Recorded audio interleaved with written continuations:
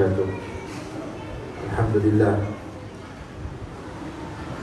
Alhamdulillah rabbil alamin wa bihi nasta'in ala umuri dunya waddin.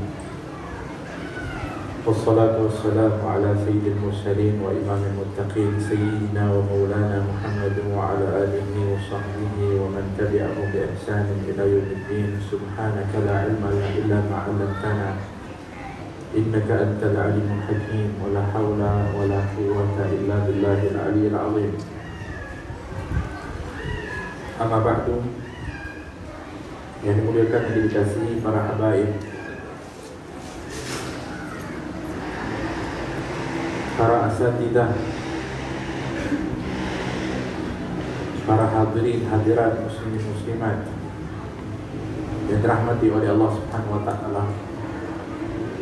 Mudah-mudahan kita berdoa dengan berkumpulnya kita di sini akan diberikan oleh Allah Subhanahu wa taala besar daripada kebaikan dan rahmat daripada Allah, serta menjadi asbab atau sebab dijauhi daripada segala penyakit, daripada wabak, daripada musibah.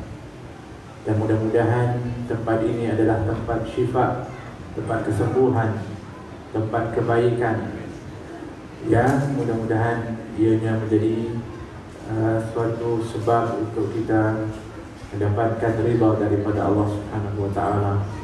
Amin Allahumma amin. Kita bersyukur kepada Allah pada malam yang barakah, Sayyidul Ayyam, penghulu segala hari. Kita mulakan dengan banyaknya daripada amal-amal saleh. Demikianlah merupakan daripada anjuran untuk kita mengisi akan hari yang mulia ini dengan memperbanyakkan amal saleh. Maka Nabi SAW pada hari Jumaat suka berpuasa pada hari Jumaat. Nabi SAW, walaupun Nabi larang untuk berpuasa semata-mata hari Jumaat, tapi Nabi memang suka berpuasa hari Jumaat dengan digabungkan wa imma dengan hari Khamis, iaitu hari yang sebelumnya, ataupun hari Sabtu, iaitu hari yang selepasnya, untuk memberitahu kepada kita supaya hari Jumaat ini dipenuhi dengan amal ibadat kepada Allah Subhanahu wa taala. Oleh kerana itu Nabi SAW bersabda, "Aksiru min salati alayya fil lailatil gharra wal yawmil azhar." Perbanyakkan kamu bersalawat kepada aku pada malam yang penuh kemuliaan dan siang yang bercahaya, iaitu pada malam dan siang hari Jumaat.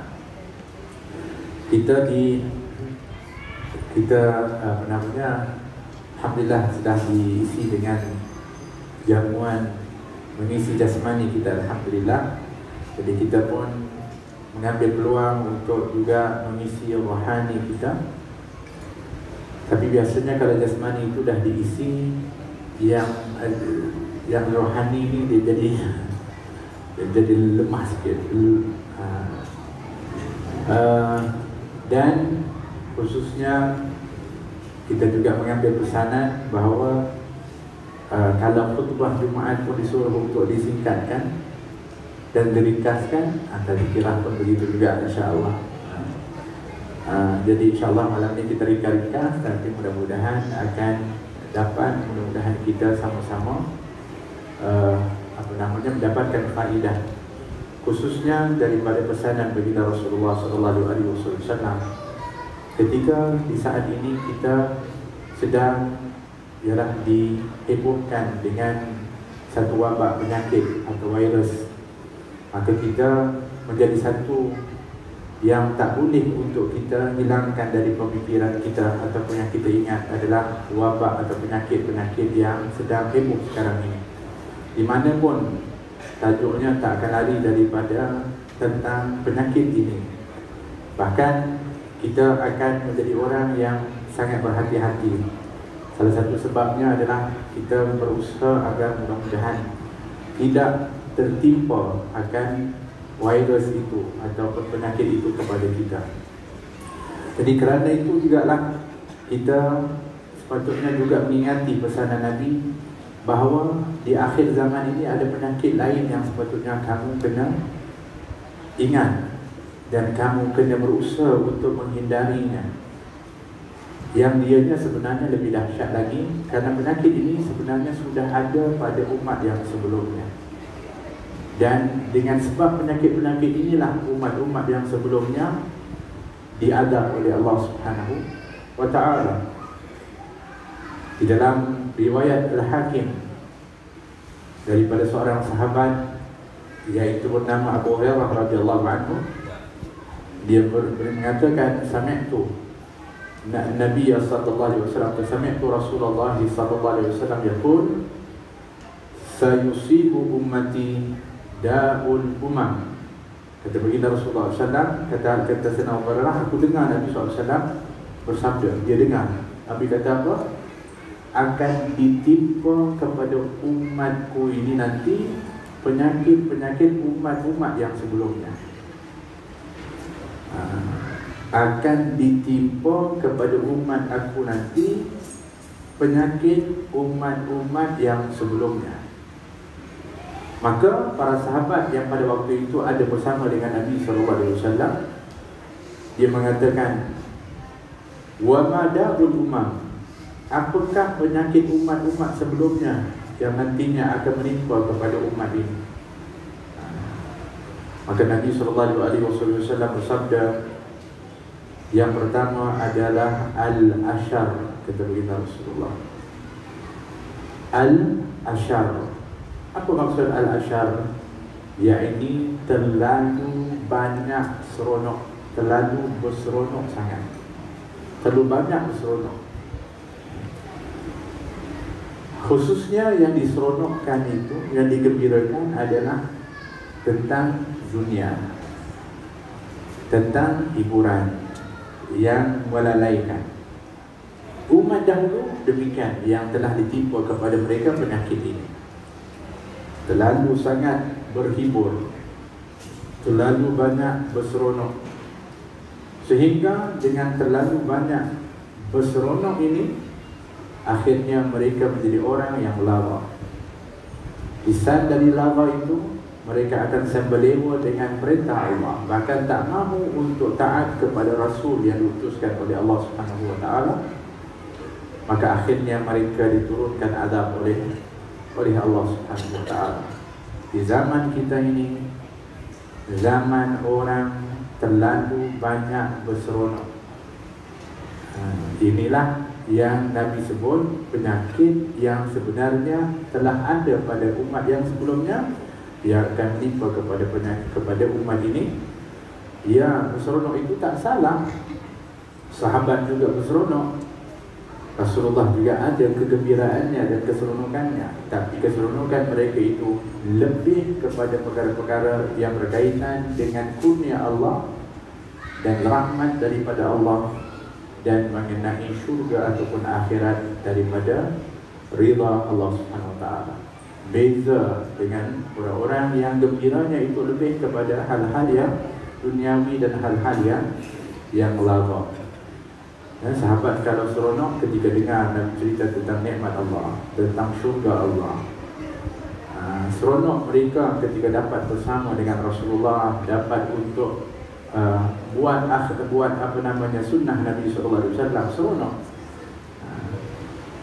Tapi yang dimaksudkan al-ashar adalah keseronokan tentang duniawi dan perkara-perkara yang melalaikan. Ini penyakit yang pertama yang disebutkan oleh baginda Rasulullah. Yang keduanya, kata Nabi SAW, wal batar, yang ini terlalu mewah,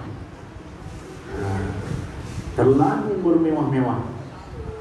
Kehidupan yang terlalu bermewah-mewah ini adalah penyakit umat yang sebelumnya.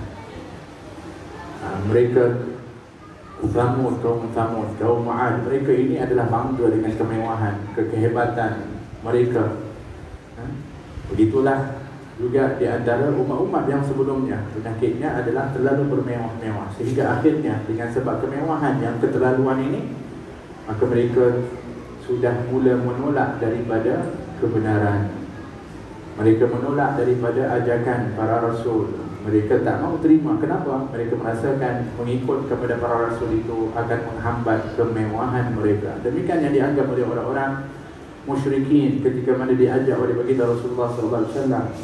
Mereka tahu kebenaran baginda Rasulullah. Mereka tahu ketika itu mereka adalah melihat daripada tanda-tanda yang benar daripada Nabi, tetapi di antara hambatan mereka adalah kemewahan, kebangsawanan mereka itu yang menyebabkan mereka tak mahu untuk menyambut dakwah baginda Rasulullah SAW. Ini adalah penyakit yang sebenarnya sudah ada pada umat yang sebelumnya. Di akhir zaman ini kita lihat bagaimana orang-orang yang berlumba untuk hidup bermewah-mewah. Barangan yang nak dibeli pun yang mesti yang mewah dan berjenama. Apa yang dia pakai pun demikian keadaannya, kerana ianya adalah merupakan penyakit yang Nabi bimbangi, dan ianya adalah penyakit kepada umat yang sebelumnya. Yang ketiganya kata baginda Rasulullah, at-takatsur, yakni menghimpunkan harta sebanyak mungkin. Penyakit umat dulu dia suka himpun harta. Dan penyakit itu akan menimpa kepada umat ini, kata baginda Rasulullah, iaitu apa? Menghimpunkan harta banyak-banyak. Semakin banyak dihimpunkan harta, semakin adalah harta dah banyaklah, himpun lagi. Allah Subhanahu wa taala ingatkan kepada kita dalam surah At-Takatsur, alhaakumut takatsur hatta zurtumul maqabir. Kamu banyak dilalaikan dengan menghimpun harta. Bila kamu akan berakhirnya usaha kamu nak himpun harta ni, hatta zurtumul maqabir, sampai kamu nanti masuk ke dalam kubur baru berhenti. Tak rasa pernah cukup walaupun harta dah banyak. Yang sepatutnya kita himpunkan bukan harta lagi di saat ini. Yang kita himpunkan adalah amal saleh, ganjaran di sisi Allah Subhanahu wa taala. Tapi inilah penyakit umat yang sebelumnya, yang kata baginda Rasulullah akan menimpa kepada umatnya. Yang keempat, wat-tanajushu fid dunya. At-tanajush fid dunya, yakni tipu menipu dalam usaha untuk merebut harta dunia. Umat-umat dulu saling menipu di antara satu dengan yang lain. Di antaranya yang masyhur adalah umat Nabi Shu'aib, yang Madian. Apa yang dibuat? Tipu timbangan, tipu takaran, monopoli, sorok barang. Ini adalah kerja daripada mereka. Kenapa? Kerana nak dapatkan daripada keuntungan dunia. Tipu dalam perniagaan, tipu dalam urusan. Ini berlaku pada umat yang sebelumnya diazab oleh Allah Subhanahu wa taala. Kata Nabi, itu penyakit akan ada pada umat ini. Kata begitu Rasulullah. Dan ini adalah merupakan daripada apa yang kita lihat suasana hari ini. Orang saling menipu di antara satu dengan yang lain demi untuk apa? Mendapatkan kepada dunia, untuk berebut kepada harta benda dunia. Dan yang kelima, wat-tabarud, iaitu saling bermusuh di antara satu dengan yang lain, saling membenci di antara satu dengan yang lain, saling marah di antara satu dengan yang lain. Ini penyakit umat yang sebelumnya. Tak pernah aman, tak pernah damai. Apa kerjanya? Nak bergaduh di antara satu dengan yang lainnya. Yang ni tak berpuas hati dengan yang ini tak berpuas hati dengan yang ini. Di antaranya Bani Israel demikian. Mereka ini sentiasa bersekongkol di antara satu dengan yang lainnya, sehingga diturunkan azab oleh Allah Subhanahu wa taala. Dan ini adalah penyakit umat yang sebelumnya yang juga akan menimpa kepada umat Nabi Muhammad sallallahu alaihi wasallam, at-tabaghud. yakni saling membenci, saling bermusuh di antara satu dengan yang lainnya.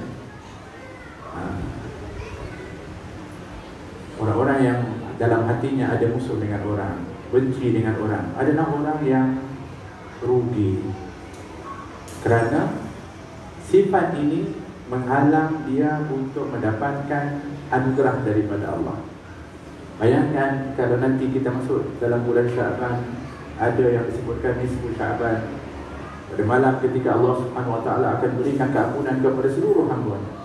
itu adalah merupakan anugerah yang besar daripada Allah. Kecuali dua golongan disebutkan. Yang pertama adalah orang yang syirik kepada Allah. Orang kafir tak akan dapat keampunan. Orang yang mensyirikkan Allah tak akan dapat keampunan. Tapi ada satu lagi yang sama tak dapat keampunan daripada Allah, iaitu al-musyahid disebutkan, iaitu orang yang saling bermusuh di antara satu dengan yang lain. Ini pun tak akan dapat keampunan daripada Allah Subhanahu wa ta'ala. Subhanallah, sampai begitu kesannya. Jangan diingat kita benci orang, kita bermusuh orang, kita tak suka orang ni, itu biasa, tak besar kesannya, sehingga menghalang dia dapat keampunan daripada Allah Subhanahu wa ta'ala. Bukan bermakna kita tak boleh marah kepada orang yang buat salah. Marah, nah, menegur kepada orang yang salah adalah nahi munkar, amar ma'ruf dan nahi munkar. Tapi membenci, berdendam kepada seseorang itu akan menghalang dia untuk mendapatkan daripada anugerah dan keampunan daripada Allah Subhanahu wa ta'ala. Dan penyakit ini adalah penyakit umat yang sebelumnya, dan dia akan menimpa kepada umat ini, kata baginda Rasulullah. Itu yang kelima. Yang keempat, yang keenam, wattahasun hatta yakunal baghyu, dan saling hasad, menghasad di antara satu dengan yang lain. Jadi hasad kepada orang ini sehinggalah akan zalim menzalimi di antara satu dengan yang lain. Yang ni dengki dengan ni pun dengki juga. Akhirnya apa yang berlaku? Sanggup untuk zalim, melakukan zalim di antara satu dengan yang lain. Kerana orang yang hasad ni sampai ke puncaknya, dia bukan sekadar hasad itu dia pendam di dalam diri dah, tapi dia akan berusaha untuk menjatuhkan orang tersebut. Dia berusaha untuk orang itu akan menerima daripada keburukan. Dia ingin orang itu akan jadi susah. Itulah orang-orang yang hasad, yang mempunyai penyakit hasad. Sehingga kalau dia tak boleh untuk buat itu dengan jalan yang kita sebutkan, usaha-usaha dengkinya itu menjatuhkan dan sebagainya dengan cara yang kasar, maka tak sedikit juga, walaupun kita kata zaman yang moden ini menggunakan jalan yang halus atau disebutkan sihir. Subhanallah, masih ada lagi di zaman ini. Allah, kita kata ada ke zaman moden ini orang masih ada. Kenapa? Kerana penyakit hasad itu masih ada, dan ini penyakit umat yang sebelumnya, dan dia akan menimpa kepada umat ini, kata baginda Rasulullah. Jadi ada 6 yang disebutkan oleh baginda Rasulullah SAW, penyakit yang lebih kronik sebenarnya daripada COVID-19. COVID-19 ni kalau kita jaga, kita boleh cuci tangan, kita jaga kebersihan, insya-Allah kita berusaha berikhtiar, tawakal kepada Allah, insya-Allah baik. Tapi penyakit ini lebih bahaya lagi. Yang pertama adalah al-ashar, terlalu banyak berseronok sangat. Oh, yang ini susah nak ubat ni kalau dah terlalu sangat berseronok. Terlalu bermewah-mewah, dah tak boleh lagi dah terbiasa bermewah-mewah. At-takasur, menghimpun harta sebanyak-banyaknya, tak habis lagi, tak habis lagi himpun hartanya, masya-Allah.